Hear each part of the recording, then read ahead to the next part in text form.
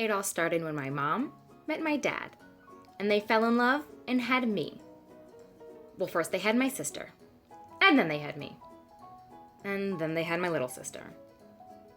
My parents were born in 1964 in Palermo, Sicily, which makes me a first-generation Italian-American. I've always known the classic coming to America story, but I never sat down and took the time to ask them what it was like for them when they first arrived. And I think now, with everything going on in the world, it's the best time to find out.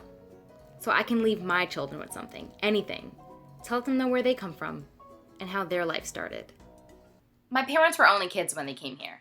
My dad around 72 or 73, and my mom in 74. So technically, no. My parents didn't really have a choice in coming here. And what? And yes, they came here by plane.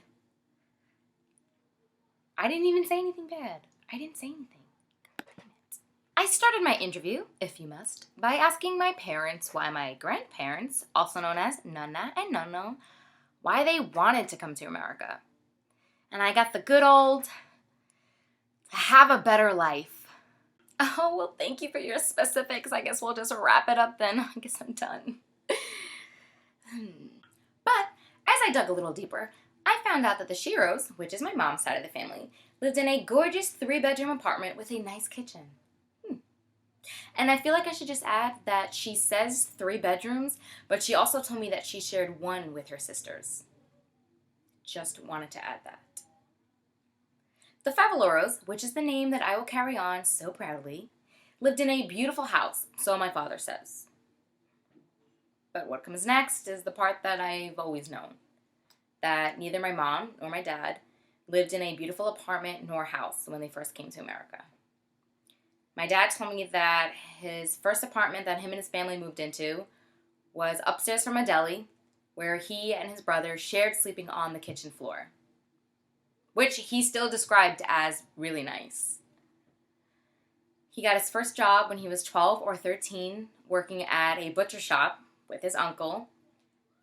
He was 16 when he dropped out of FDR High School to support his family and started working at what used to be A&S Pork Store in Bay Ridge, Brooklyn, where my sisters and I have the greatest memories at.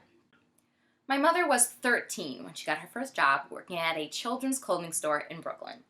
She was 17 when she graduated from Sheepshead Bay High School, and she was 18 when she started working at a supermarket called Scatoro's, where she met my aunt, who introduced my parents. And for all of you hopeless romantics out there, my mother told me that the day she met my father, him and his family were going on vacation the next day or something, and while he was away, he couldn't stop thinking about her. So, cute story. But even after my parents married, they still lived in a really tiny apartment with my sister. And then after their angel was born, we moved into an even bigger apartment, and then we moved into our first home together in Staten Island when my little sister was born. And I think I was about 2 or 3. So I guess, in my grandparents' words, life did get better. So maybe my grandparents didn't come here for a better life.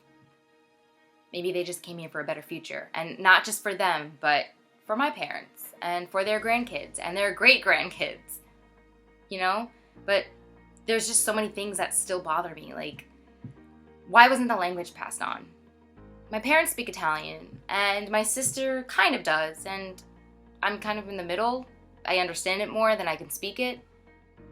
This just used to irk me so much, you know? Like, I just wanted to know everything. And maybe it's just time that I accept that I won't. And there are pieces missing. But that doesn't mean that I don't have a family story. You know, and it definitely doesn't mean that it won't be told. Because my sisters and I are my parents' legacy, and we're their imprint. And maybe we're their better life. So, for all of you legacies watching right now, find out your story. As quirky and whatever and crazy it might be, or just find it out. Write it down, write a song, dance about it. Just don't let it fade. Let it live. And so, my future generation, I leave you with this. Hi, my name is Daniela Favaloro, and my life will be remembered.